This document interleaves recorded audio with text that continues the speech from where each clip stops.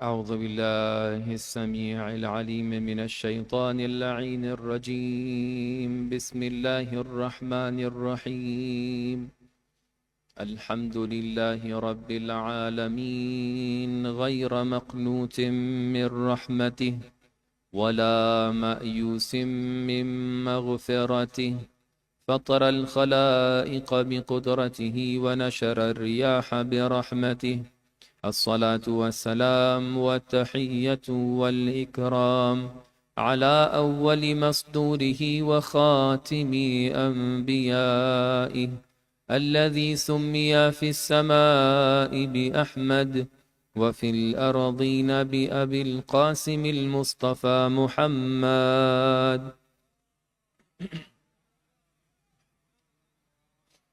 ثم الصلاة والسلام والتحية والإكرام على آل بيته الطيبين الطاهرين المعصومين المنتجبين الذين أذهب الله عنهم الرجس أهل البيت وطهرهم تطهيرا.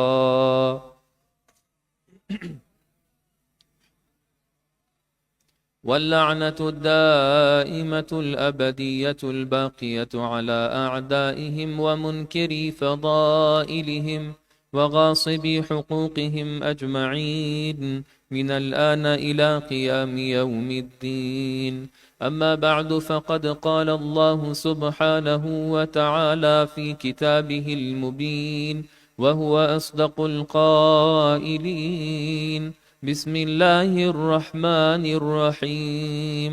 وَلَقَدْ كَرَّمْنَا بَنِي آدَمَ وَحَمَلْنَاهُمْ فِي الْبَرِّ وَالْبَحْرِ وَرَزَقْنَاهُمْ مِنَ الطَّيِّبَاتِ وَفَضَّلْنَاهُمْ عَلَى كَثِيرٍ مِّمَّنْ خَلَقْنَا تَفْضِيلًا.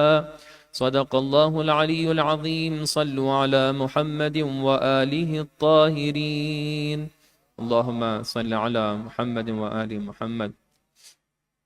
السلام علیکم ورحمۃ اللہ وبرکاتہ.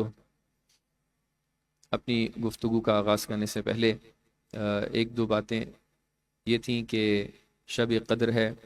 سب سے پہلے تو اللہ کی بارگاہ میں دعا کرتے ہیں کہ اللہ ہمارے تمام اعمال کو شرف قبولیت عنایت فرمائے. اعمال میں جو اعمال ہم لوگ یہاں پر کرتے ہیں وہ قرآن کے عمل ہیں. اس سے پہلے ایک نماز ہے، 2 رکعت کی نماز ہوتی ہے جس میں 7 مرتبہ قل هو اللہ ہوتا ہے ہر رکعت میں، اور اس کے بعد 70 مرتبہ استغفر اللہ واتوب الیہ، 100 مرتبہ استغفر اللہ ربی واتوب الیہ، اور آج کی رات میں 19 کی رات میں 100 مرتبہ اللہم لعن قتلۃ امیر المؤمنین. تو یہ عمل جو ہے وہ ایکسپیکٹڈ یہ تھا اور اناؤنس بھی کر دیا گیا تھا براڈ کاسٹ پہ جماعت کی کہ یہ عمل آپ گھر سے کر کے آئیں اور یہاں پر خالی قرآن کا عمل کرایا جائے گا. اگر کسی بھی فرد نے، مومنین میں سے، مومنات میں سے کسی نے بھی اس عمل کو انجام نہیں دیا ہے تو حتیٰ قرآن کے عمل کے بعد بھی آپ وہ عمل انجام دے سکتے ہیں. جوشن کبیر کے بعد کافی وقت رہتا ہے، آپ لوگ بخوبی اس عمل کو انجام دے سکتے ہیں. تو 23 کی رات کے لیے بھی ایکسپیکٹڈ یہی ہے کہ آپ وہ عمل پہلے سے کر لیں گے اور اس کے بعد قرآن کے عمل کو انجام دینے کے لیے یہاں پر انشاءاللہ تشریف لائیں گے. ایک مرتبہ صلوات پڑھتے ہیں محمد و آل محمد پر. آج کی رات ایک نہایت ہی غمگین رات ہے، مصیبت کی رات ہے، یتیمی کی رات ہے. ہم تمام افراد کے جو اپنے آپ کو امت محمدی سے منسلک جانتے ہیں، پیغمبر اکرم حضرت محمد مصطفیٰ صلی اللہ علیہ وآلہ وسلم، آپ نے ارشاد فرمایا انا وعلی ابوا هذه الامہ، کہ میں اور علی اس امت کے باپ ہیں. ایک باپ وہ ہوتا ہے کہ جو خون کے رشتے سے باپ ہوتا ہے، لیکن خون کے رشتے سے بڑھ کر انسان کا وہ دلی اور معنوی رشتہ ہوتا ہے. تو ہم لوگوں کے اسپریچول فادر کون ہیں؟ وہ رسول اللہ ہیں. ہم لوگ کے اسپریچول فادر حضرت امیر کائنات ہیں. آج کی رات وہ رات ہے کہ جس رات میں ہم نے اپنے روحانی باپ کو ہاتھ سے دے دیا، اس دنیا سے چلے گئے. تو لہٰذا آج ہم سب کی یتیمی کی رات ہے، یتیمی کا دن ہے. تو لہٰذا ہم کوشش یہ کریں کہ آج کی رات واقعاً ہمارے چہروں پر وہ یتیمی ہونا چاہیے، وہ غم ہونا چاہیے کہ جو اس وقت وہ یتیمی کا ماحول کہ جو زینب و ام کلثوم کے چہرے پر ہوگا، وہ یتیمی کا ماحول کہ جو حسن و حسین کے چہرے پر ہوگا، بالکل اسی طریقے سے ہم بھی اگر اپنے آپ کو رسول اللہ سے متصل و منسلک جانیں, if we are also considering them as our fathers, if we are also connecting with them spiritually, if we are also considering us, ourselves, connected to the nation of Hazrat Muhammad Mustafa sallallahu alayhi wa alihi wa sallam, Allahumma salli ala Muhammad wa ala Muhammad, then tonight is the night of sorrow. Tonight is the night of grief. Tonight is the night of commemoration. Tonight is the night of your gham. So, inshallah, we'll try to understand tonight who we lost as the personality, who we lost as a human being, who we lost as the leader of Islam, who we lost as our father. آج کی رات میں ہم نے حضرت امیر کو کھویا ہے. تو جو گفتگو ہماری چل رہی ہے اسی کے مطابق ہم یہ سمجھنے کی کوشش کرتے ہیں کہ واقعاً آج رات کس کی شہادت رونما ہوئی ہے, اور آج رات کس نے ایک قتل انجام دیا ہے. اگر ہم اس ماحول میں چلے جائیں, کوفہ کے اس وقت اس مسجد میں چلے جائیں, مسجد کوفہ میں, اور اس ماحول کو دیکھیں کہ جہاں پر ابن ملجم ایک طرف آ کر حضرت امیر کائنات کو قتل کر رہا ہے, اور حضرت امیر کائنات اس ضربت کو اپنے سر پہ لیتے ہوئے ارشاد فرما رہے ہیں فزت ورب الکعبہ, تو ہمارے پورے موضوع کو اس ایک مرحلے میں ہم دیکھ سکتے ہیں کہ انسان کی کرامت کیا ہوتی ہے اور انسان کی لعامت کیا ہوتی ہے, کون انسان کریم ہے اور کون انسان لئیم ہے. ہم لوگ اس ایک سین میں پورے موضوع کو دیکھ سکتے ہیں, جاننے کی اور سمجھنے کی کوشش کرتے ہیں, اور یہاں تک پہنچنے کی کوشش کرتے ہیں. آیت جو میں نے آپ کے سامنے بیان کی وہ آیت نمبر 70 ہے. بائی دا وے, میں بہت ہی شکر گزار ہوں ان لوگوں کا کہ جو واقعاً موضوع میں انٹرسٹ لیتے ہیں اور مجلس کے بعد آ کر کوشچن کرتے ہیں, ریفرنسز پوچھتے ہیں, سوال پوچھتے ہیں. اس سے معلوم یہ ہوتا ہے کہ آپ واقعاً موضوع کو بخوبی سمجھ رہے ہیں اور موضوع کو سن رہے ہیں.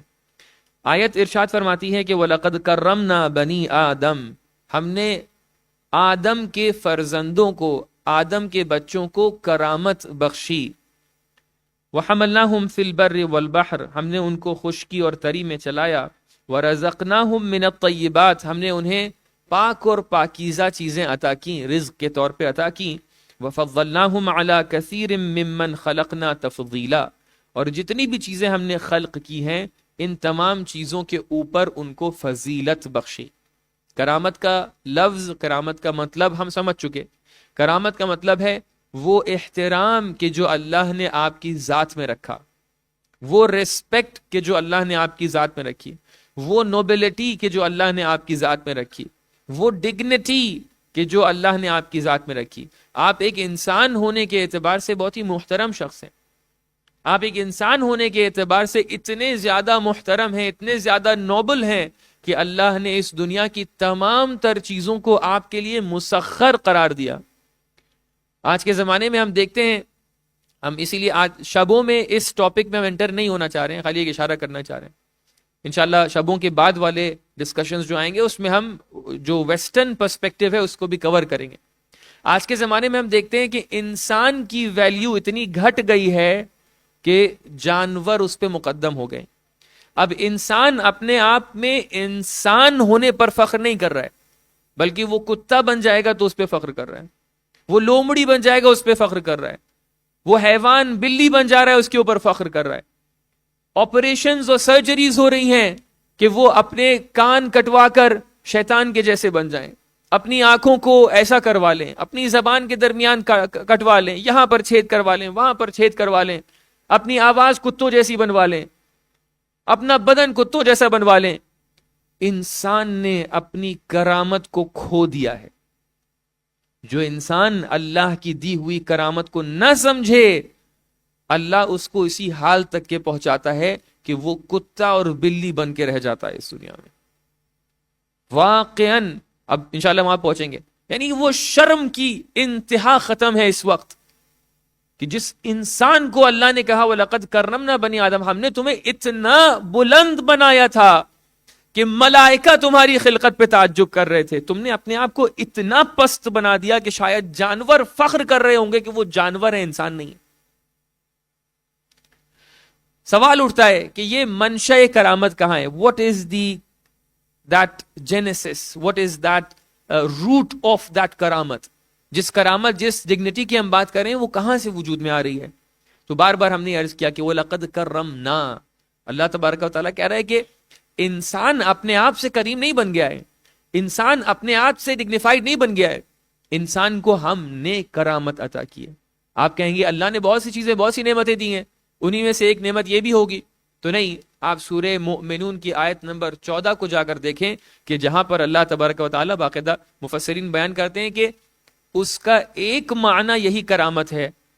आयत क्या है कि जहां पर अल्लाह तबारक व तआला इंसान की खिलकत के हवाले से गुफ्तगू कर रहा है, आपकी मारिफतों को बढ़ाना चाह रहे हैं, लिहाजा डिस्कशंस, थोड़े से डीप डिस्कशंस पेश कर रहे हैं, लेकिन आपकी अल्हम्दुलिल्लाह अंडरस्टैंडिंग इतने अच्छे लेवल पर है कि जो क्वेश्चंस हमें मजलिस के बाद मिलते हैं वो क्वेश्चंस हमारे डिस्कशंस के नहीं होते हैं, इसके बाद वाले लेवल के होते हैं। तो दैट मींस अल्हम्दुलिल्लाह you are understanding what I am discussing over here. अल्लाह तबारक व तआला सूरह मोमिनून में इरशाद फरमाता है कि वलक़द खलक़नल इंसाना मिन सुलालतिन मिन तीन, हमने इंसान को मिट्टी से खल्क किया, सुम्मा जअलनाहु नुतफ़तन, हमने फिर उसको नुतफ़ा बना दिया। आप देखें अल्लाह ने कितने मराहिल गुजारने के बाद इंसान को, हमें और आपको ये शरफ बख्शा था, लेकिन हम पलट कर कहां पे जा रहे हैं, अपनी उस पस्तरीन हालत तक के हम जाने के लिए तैयार हैं। फिर अल्लाह ताला ने एक नुतफा बनाया, उसको एक करार मकीन औरत के उस रहम के अंदर रखा, सुम्मा खलक़ना नुतफ़ता अलक़तन, ये नुतफा धीरे धीरे गोश्त के उस लोथड़े में तब्दील हो गया। हो सकता है कि जवानों के लिए अल्फाज मानूस ना हो। फ़ख़लक़नल अलक़ता मुज़ग़तन, फिर वो गाढ़ा खून धीरे धीरे गोश्त बन गया। फ़ख़लक़नल मुज़ग़ता इज़ामन, फिर धीरे धीरे उसको हड्डियों में तब्दील किया। फ़कसौनल इज़ाम लहमा, हड्डियों के ऊपर गोश्त चढ़ाया। लेकिन यहाँ पर परवरदिगार आकर एक जुमला इरशाद फरमाता है, अब यहाँ पर किसी अता की बात नहीं है, यहाँ पर एक और खिलकत की बात है। अल्लाह कहता है सुम्मा अंशअनाहु खल्क़न आखर। अतुल्लाह जवादी आमुली एक्सप्लेन करते हैं कि यहाँ पर अल्लाह ये नहीं कह रहा है कि हमने ये तमाम तर मरहलों को गुजारने के बाद एक और चीज तुम्हें दे दी, यूं आपको उठाया एक नेमत यूं दे दी, ऐसा नहीं। सुम्मा अंशअनाहु खल्क़न आखर, ये एक और नई खल्क है, ये एक और नया क्रिएशन है। ये रिक्रिएशन जो इंसान का हो रहा है, यानी इंसान को अल्लाह तबारक व तआला कुछ ऐसी सिफात अता कर रहा है, those qualities are innate quality, those qualities are inbuilt qualities. That is why Allah is saying I am recreating you, reincarnating you at that level. क्या कर रहा है अल्लाह तबारक व तआला? सुम्मा अंशअनाहु खल्क़न आखर। मेरे साथ साथ रहिएगा कि अल्लाह ने दोबारा से इंसान को खल्क किया। अल्लाह से पूछा जाए कि दोबारा से खल्क करने की क्या जरूरत थी, अल्लाह पलट कर जवाब देगा कि अभी तक के जितने भी लेवल्स थे, फेजेस थे, उनके अंदर तुम हैवान बन रहे थे। नुतफा थे, जानवर भी नुतफा होते हैं, तुम भी नुतफा थे। मुज़ग़ा बने, जानवर भी मुज़ग़ा होते हैं, तुम भी मुज़ग़ा बन गए। अलक़ा थे, जानवर भी अलक़ा होते हैं, तुम भी अलक़ा बन गए। कसौनल इज़ाम, जानवरों पर भी हड्डियां आती हैं, तुम्हारे पर भी हड्डियां आ गई। लेकिन इंसान, तुम कब इंसान बनोगे? लिहाजा सुम्मा अंशअनाहु खल्क़न आखर, अभी तक कि तुम हैवान बन रहे थे, अभी तक कि तुम जानवरों के जैसे आगे बढ़ रहे थे, फिर हमने तुम्हें इंसान बनाया। इंसान बनाया, तुम्हें डिग्निटी अता की, तुम्हें रिस्पेक्ट अता की, तुम्हें एहतराम दिया। क्या हो गया है तुम अपने एहतराम को खत्म किए दे रहे हो? तुम्हें इंसान बनाया। उलमा कहते हैं कि बहरहाल इस तरीके से कि इंसान जो ये तमाम तर सैर व सुलूक होते हैं, तमाम तर ये जो प्रोग्रेस होती है इंसान की, अगर प्रोग्रेस की इंतहाई हो, आपको ना नबी बनने की जरूरत है, हमें और आपको ना नबी बनने की जरूरत है, ना मुझे इमाम बनने की जरूरत है, ना नबी बनने की जरूरत है, ना रसूल, ना हुज्जत, कुछ नहीं, मैं इंसान बन जाऊं ये मेरे लिए काफी है। ये मेरी उरूज है, ये मेरी इंतहा है, ये मेरी वो टॉप नॉच लेवल है कि मैं इंसान बन जाऊं। अगर मैं इंसान बन जाऊं सारे मसाइल हल हो जाएंगे। तो अल्लाह ने कहा कि सुम्मा अंशअनाहु खल्क़न आखर, हमने दोबारा उसको खल्क किया, क्यों? ताकि इंसान बनाए। ये वो मरहला नहीं है कि वनफ़ख़्तु फ़ीहि मिन रूही, वो रूह या वो फितरत बहुत मिलती जुलती कैफियत है, लेकिन आयतुल्लाह जवादी आमली कहते हैं वो अलग मरहला है, वो एक आता है जो अल्लाह ने दी। यहां पर खल्क़न आखिर की बात हो रही है, यहां पर वो انیٹ ڈگنیٹی ہے کہ جس کو اللہ تبارک و تعالیٰ نے آپ کو دی. تو لہٰذا اللہ نے انسان کو اس طریقے سے بنایا کہ اس کو انسان بنائے. لیکن اب انسان نے اپنے ساتھ کیا کیا؟ تو انسان کو ایک ذاتی طور پہ اللہ تبارک و تعالیٰ نے ایک ڈگنیٹی عطا کی, ایک کرامت عطا کی, ایک رسپیکٹ عطا کی. لیکن کہا تم یہاں تک کہ اپنے آپ کو ریسٹرکٹڈ مت رکھنا, بلکہ تمہیں اس سے آگے جانا ہے. لہٰذا اللہ تبارک و تعالیٰ نے دین کے ذریعے, شریعت کے ذریعے, ہدایتوں کے ذریعے کہا کہ ایک اور ٹائپ کی کرامت ہوتی ہے کہ جس کو کرامت اکتسابی کہتے ہیں, which you can acquire, the dignity which you can acquire, the respect that you can achieve, the nobility that you can achieve, that is something where comes the real play, the real ground. یہاں پر define ہوتا ہے کہ کون کریم ہے اور کون لئیم ہے. ایک انسان وہ ہوتا ہے کہ جس کو اللہ نے جب ذاتی طور پہ ایک کرامت عطا کی تھی, ایک ڈگنیٹی عطا کی تھی, وہ ذاتی ڈگنیٹی بھی ختم کر دیتا ہے. لیکن ایک انسان ہوتا ہے کہ جو ذاتی ڈگنیٹی کو یوٹیلائز کرتا ہے اور جو رسپیکٹ اس کے پاس نہیں ہے اس کو حاصل کرتا چلا جاتا ہے, ترقی کرتا چلا جاتا ہے, بڑھتا چلا جاتا ہے, اور زیادہ محترم ہوتا چلا جاتا ہے, اور زیادہ کریم ہوتا چلا جاتا ہے. کوئی انتہا ہے اس کرامت کی؟ کہتے ہیں نہیں, کوئی انتہا نہیں ہے. تم جتنا زیادہ کوشش کرتے چلے جاؤ گے. میں نے کل عرض کیا تھا کہ اللہ تبارک و تعالیٰ نے یہ شریعت جو ہمارے لیے رکھی ہے, ہم اس شریعت کو, اس کے اوپر عمل کریں, لیکن یہ ہمارے لیے فائنل ڈیسٹینیشن نہیں ہے عزیزوں. یہ ایک شروعات ہے, یہاں سے آپ شروع کر رہے ہیں, یہ ظاہری اعمال سے آپ شروع کریں گے. اس کے بعد آپ کے لیے بہت لمبا راستہ واقعی آگے بڑھنا ہے. آپ کو ترقی کرنی ہے. ترقی کرنے کے لیے کون سے مراحل ہیں؟ میں اپنی بات کو سمیٹتا ہوا آگے بڑھوں گا, کیونکہ ظاہر سی بات ہے آپ تھکے ہوئے بھی ہوں گے, آج شب قدر بھی ہے, لیکن ظاہر سی بات آپ کو جاگنا ہے رات بھر. تو اب اس سے اچھا کیا موقع کہ آپ چپ چاپ بیٹھے رہے اور میں بولتا چلا جاؤں. آپ آرام فرمائیے اور میں تھکتا چلا جاؤں. تو آپ سنتے جائیے, میں کوشش کروں گا کہ آپ جو ہے تھکے بھی نہ اور آپ آرام بھی کرتے رہیں, اور بات کی بات آپ تک کے پہنچ جائے. ایک صلوات پڑھتے ہیں محمد والے محمد پر.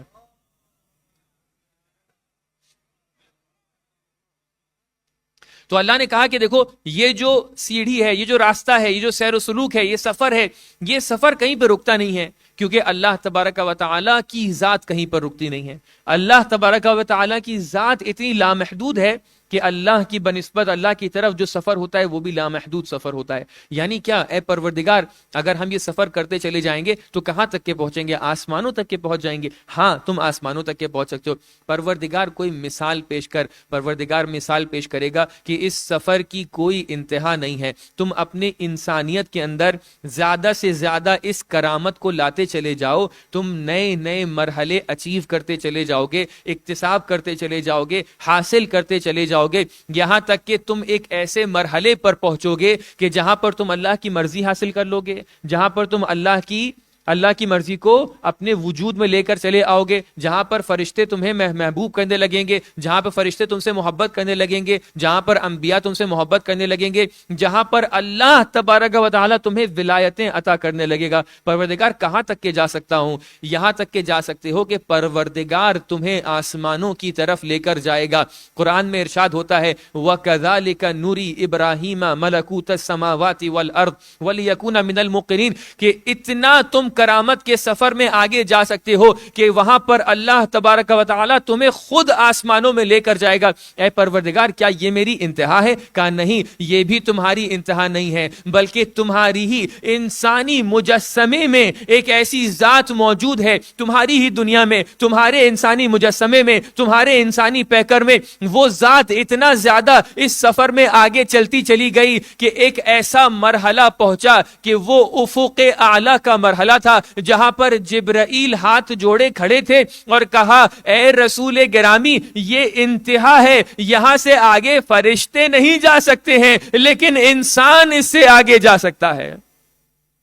کہا انسان اس سے آگے جا سکتا ہے. جبرائیل ہاتھ جوڑے کھڑے ہیں کہ اے رسول گرامی, اگر میں آگے آ جاؤں گا تو میرے پر جل جائیں گے, میرے بالوں پر جل جائیں گے, آپ آگے آگے بڑھتے چلے جائیے, ابھی اور راستہ باقی ہے. کہاں تک کہ چلتا چلا جائے گا یہ انسان اپنی کرامت کے ذریعے ایک ایسے مرحلے پر پہنچے گا کہ فکانا قاب قوسین او ادنا، کہ ایک ایسا ثم دنا فتدلا فکانا قاب قوسین او ادنا، کہ ایک ایسے مرحلے پر پہنچے گا کہ جہاں پر سوائے خدا کے اور خدا کے بندے کے اور کوئی نظر نہیں آئے گا۔ یعنی اگر یہ انسان اپنی کرامت کو ختم کرنا چاہے تو وہ ایسے در کے اسفل سافلین تک کے پہنچ جائے گا کہ جہاں پر کسی بھی انسان سے اس کا مقایسہ نہیں ہو سکتا۔ لیکن اگر یہی انسان چاہے تو ایک ایسی منزل پر پہنچ سکتا ہے کہ جہاں پر کوئی فرشتہ بھی نہیں پہنچ سکتا۔ ایک صلوات پڑھ دیں محمد و آل محمد پر۔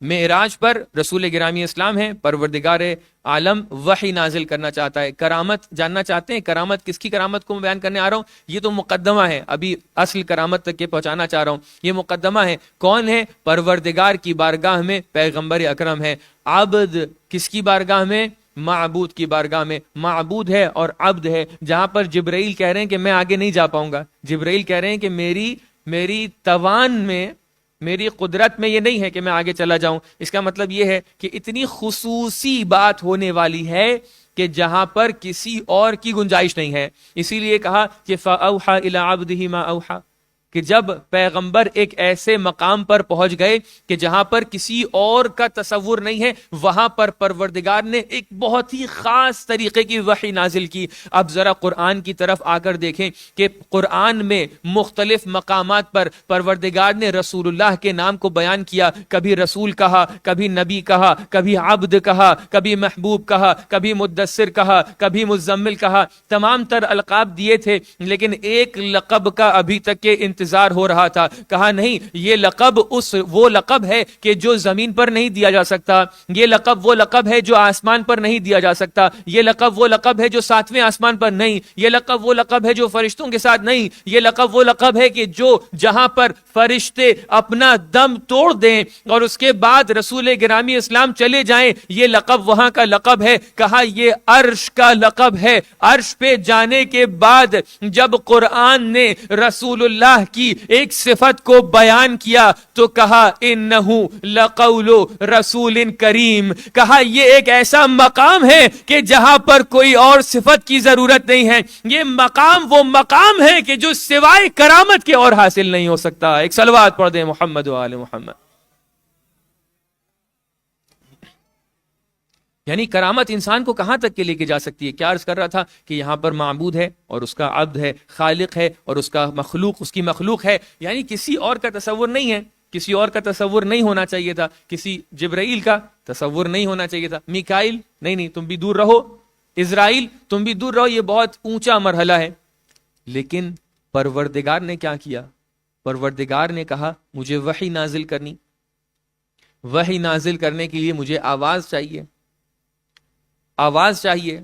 ذرا چل کے دیکھیں اپنے محبوب کے دل میں کہ کس کی آواز سب سے زیادہ محبوب ہے۔ پروردگار یہاں تو جبرائیل نہیں آ سکتے تھے، کہا نہیں آ سکتے، میکائیل نہیں آ سکتے تھے، نہیں آ سکتے تھے، اسرائیل نہیں آ سکتے، دوسرے فرشتے نہیں آ سکتے، عیسیٰ نہیں آ سکتے، موسیٰ نہیں آ سکتے، ابراہیم نہیں آ سکتے، نوح نہیں آ سکتے، آدم نہیں آ سکتے، کوئی بھی نبی وہاں پر نہیں آ سکتا، کوئی بھی فرشتہ وہاں پر نہیں آ سکتا۔ کسی اور کا تصور نہیں ہے سوائے خالق کے اور مخلوق کے، سوائے رازق کے اور مرزوق کے، سوائے معبود کے اور عبد کے۔ لیکن پروردگار یہ کیا ہوا کہ تو نے جب نبی کے لیے کسی آواز کو منتخب کرنا چاہا تو تو نے نبی کے قلب کو کھنگولا، نبی کے قلب میں دیکھا کہ کس کی آواز سب سے زیادہ محبوب ہے، کہا علی بن ابی طالب کی آواز سب سے زیادہ محبوب ہے۔ یعنی وہ مرحلہ، یعنی کرامت انسان کو ایک ایسے مرحلے پر لے کر چلی جاتی ہے کہ جہاں پر کسی فرشتے کی رسائی نہ ہو،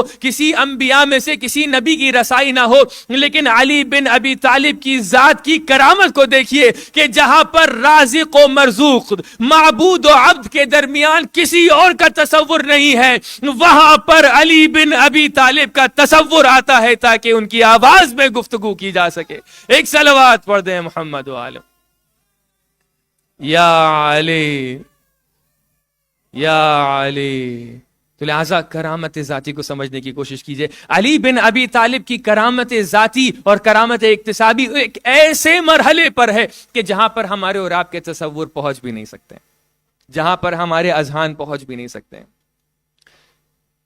شب معراج جہاں پیغمبر نے بہت ساری چیزوں کو دیکھا, میں بس باتوں کو سمیٹتے ہوئے آگے بڑھ رہا ہوں, ورنہ اس ہر مرحلے پر یقیناً تھوڑا اور رکا جا سکتا ہے, کیونکہ وہ لطف حاصل ہوگا آپ کو مولا کے فضائل سننے میں کہ آپ کو سمجھ میں آئے کہ مولا کی کرامت ذاتی کس مرحلے پر ہے. کرامت جتنی جتنی بڑھتی چلی جاتی ہے, انسان اتنا اتنا محبوب ہوتا چلا جاتا ہے, اتنا اتنا محترم ہوتا چلا جاتا ہے. جتنا جتنا انسان اپنی انسانیت کو بڑھائے اتنا اتنا خالق. بہت ساری روایتیں, میں بہت ساری روایتوں کو بیان نہیں کر سکتا ہوں. العبودیت کنہھا الربوبیہ, یعنی اللہ تبارک و تعالیٰ نے انسان بنایا, انسان سے کہا کہ میں تمہیں اپنا خلیفہ بنا رہا ہوں, اپنا عبد بنا رہا ہوں. انشاءاللہ تفصیل آئے گی خلیفہ کی کہ اپنا عبد بنا رہا ہوں. لیکن ارشاد ہوا حدیث میں کہ جتنا جتنا تم اچھے بندے بنتے چلے جاؤ گے, اللہ تبارک و تعالیٰ تمہارے اندر خالق کی صفات دیتا چلا جائے گا. عجیب روایت ہے, عجیب روایت ہے, عجیب روایت ہے. یعنی یہ کہ جتنا جتنا میں اچھا بندہ, جتنا جتنا زیادہ میں بندہ بنتا چلا جاؤں گا, خالق اپنی صفات کا مجھے مظہر بناتا چلا جائے گا. یعنی جتنا جتنا میں انسان, جتنا جتنا میں عبد بنتا چلا جاؤں گا, اللہ تبارک و تعالیٰ اتنا زیادہ مجھے محبوب بناتا چلا جائے گا, اتنا زیادہ مجھے محترم بناتا چلا جائے گا. یہی حقیقت ہے, یہی حقیقت ہے. یعنی کیا؟ یعنی حضرت امیر کائنات, آپ کی کرامت ایک ایسے منزلت پر پہنچ گئی, آپ لوگوں کے محبوب بن گئے, ہاں بن گئے.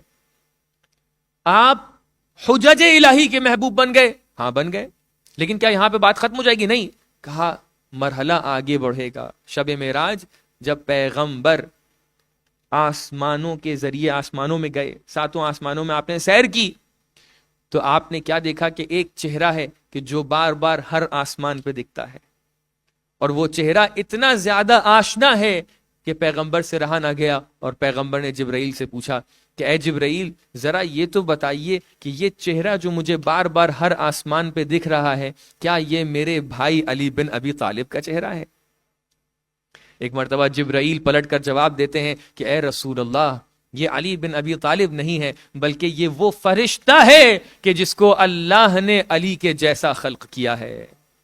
کیا علت تھی, کیا ریزن تھا, کیا سبب تھا کہ اللہ ایک ایسے فرشتے کو خلق کرے, ایک ایسے فرشتے کو خلق کرے کہ جو علی بن ابی طالب کے جیسا ہو؟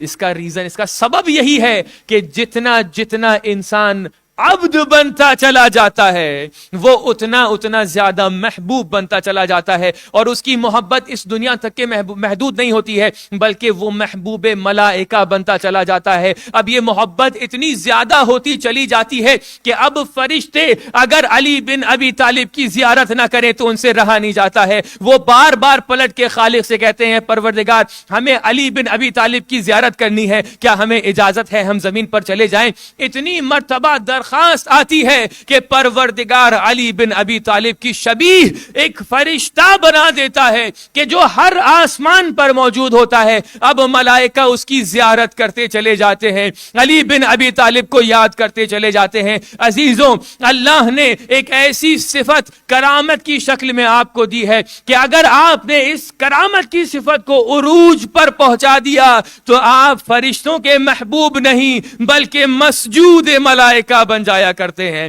ایک صلوات پڑھ دیں محمد و آل محمد.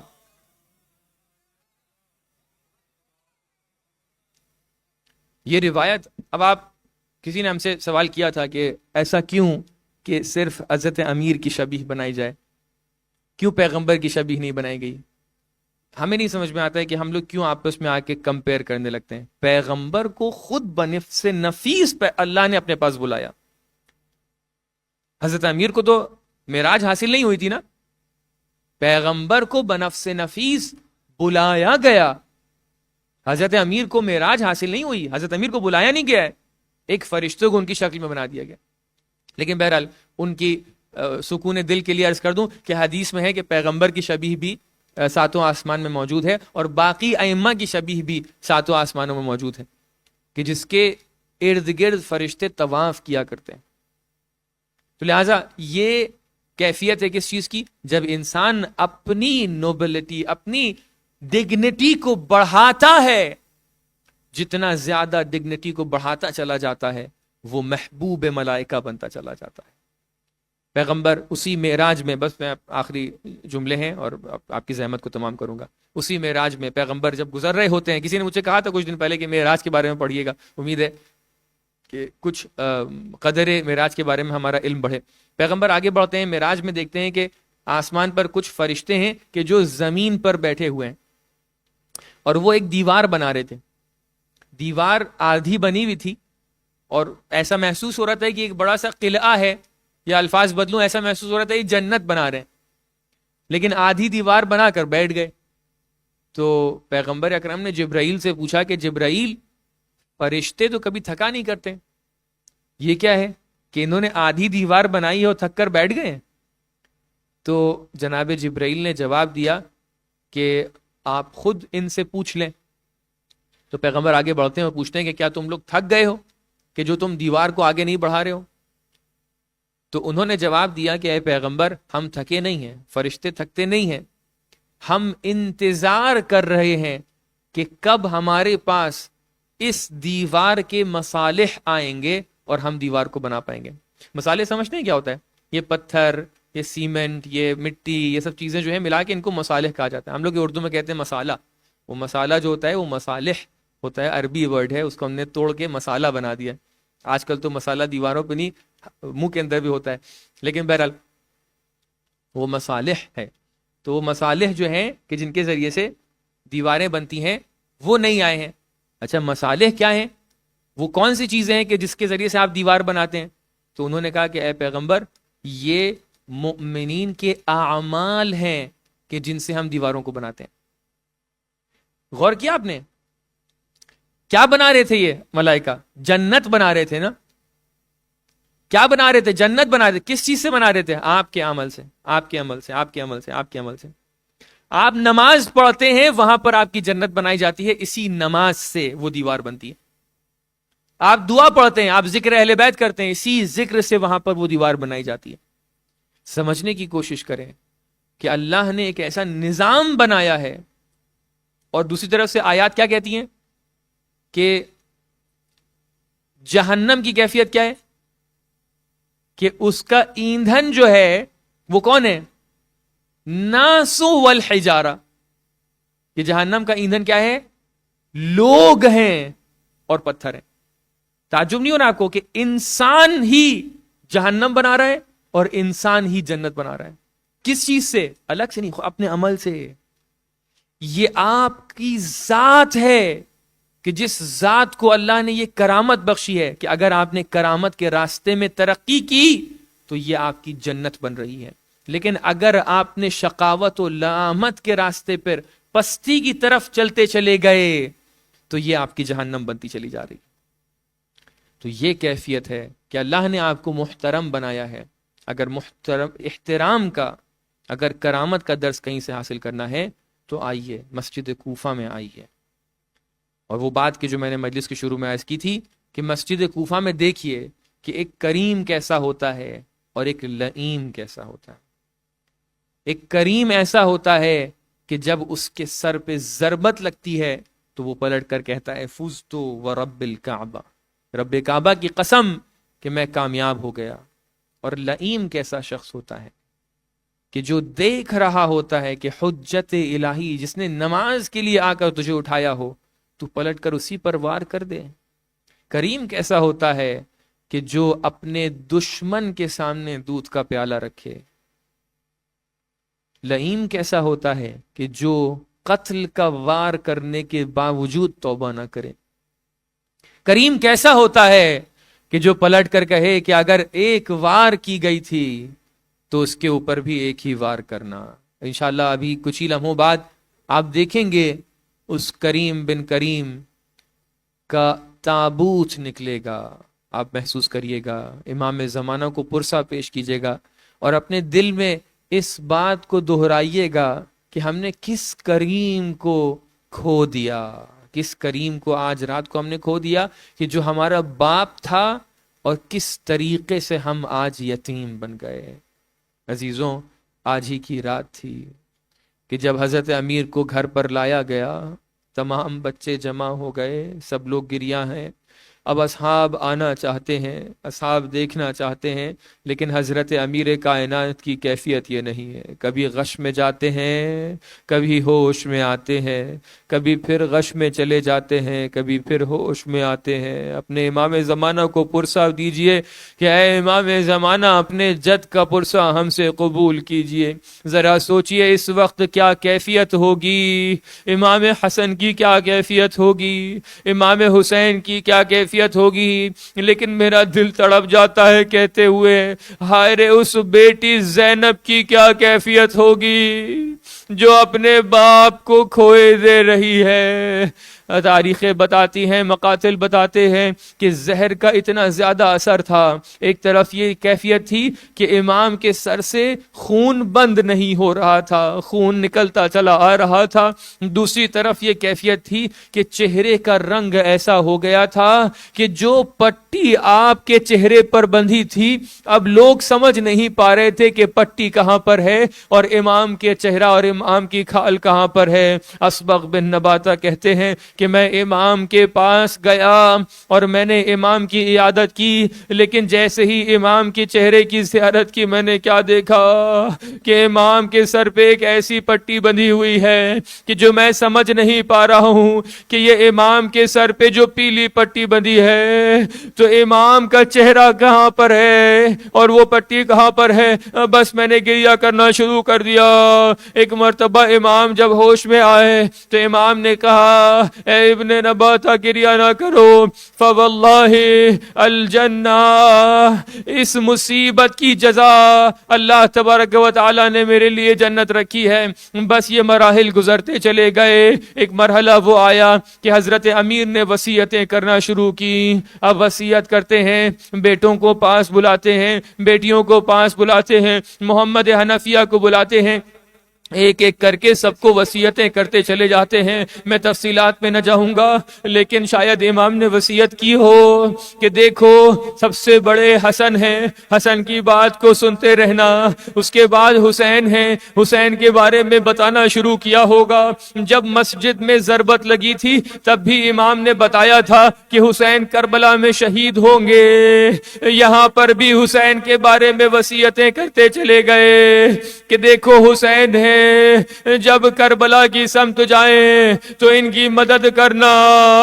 شاید عباس کو بھی بلایا ہوگا کہ اے عباس، جب کربلا میں حسین کو شہید کرنے کے لیے تمام تر اعداء آ جائیں تو کبھی بھی حسین کے دامن کو نہ چھوڑنا۔ وصیتیں کرتے چلے جاتے ہیں، بچے پریشان ہوتے چلے جاتے ہیں۔ بس ایک مرحلہ وہ آتا ہے کہ جہاں پر علی مرتضیٰ کلمہ استرجاع پڑھنا شروع کر دیتے ہیں، شہادتین پڑھنا شروع کر دیتے ہیں۔ شہادتین پڑھتے پڑھتے ایک مرحلہ وہ آتا ہے کہ علی مرتضیٰ کی روح قفس عنصری سے پرواز کر جاتی ہے، بچوں کے درمیان کوہرام مچ جاتا ہے، حسین رونے لگتے ہیں، حسن رونے لگتے ہیں، لیکن ایک بچی ہے وہ سسکیاں لے لے کر روتی ہے۔ ارے شب کی تاریکی میں اپنے باپ کے جنازے کو دیکھ رہی ہے نا، اس لیے سسکیاں لے رہی ہے، اس لیے بہت ہی کم آواز سے گریہ کر رہی ہے، بابا بابا کہہ رہی ہے۔ لیکن میں جناب زینب کے ہاتھ کے سامنے اپنے ہاتھ جوڑ کر کہوں گا، اے بی بی زینب، اپنے باپ سے خدا حافظی کر لیجئے، ذرا اپنے باپ کے جنازے کو دیکھ لیجئے، ذرا اپنے باپ کے ہاتھ پیروں کو دیکھ لیجئے، ذرا اپنے باپ کے سر کو دیکھ لیجئے، اے بی بی خدا حافظی کر لیجئے، اے بی بی زیارت کر لیجئے۔ ابھی آپ کے بھائی بہت ہی احترام سے آپ کے بابا کے جنازے کو قبر میں رکھیں گے، تلقین پڑھیں گے، دفن کر دیں گے، قبر بھی آپ کو پتہ ہوگی، کوئی بے احترامی بھی نہ ہوگی۔ ہاں شہادت عادت ہو گئی ہے لیکن بے احترامی نہ ہوگی. لیکن ذرا آ کر شام میں ایک اور بچی کو دیکھیے, وہ بچی بھی اپنے باپ کے جنازے کو مانگ رہی ہے.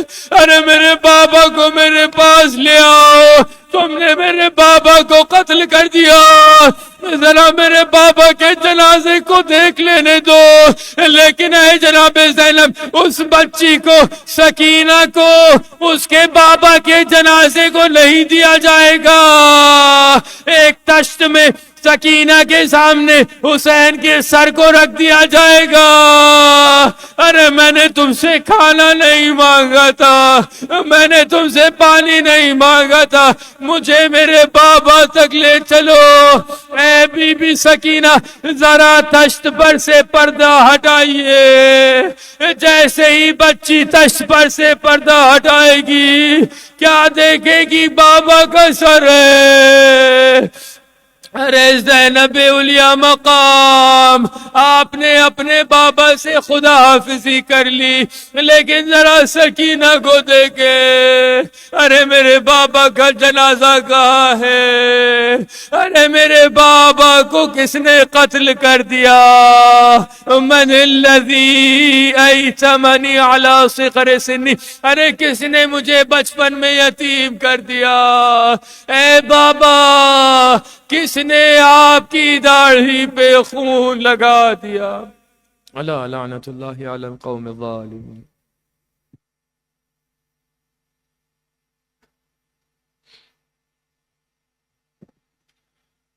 شیر خدا کی لاش ہے سوئے نجف چلی. شیر خدا کی لاش ہے سوئے نجف چلی. ہر سمت ایک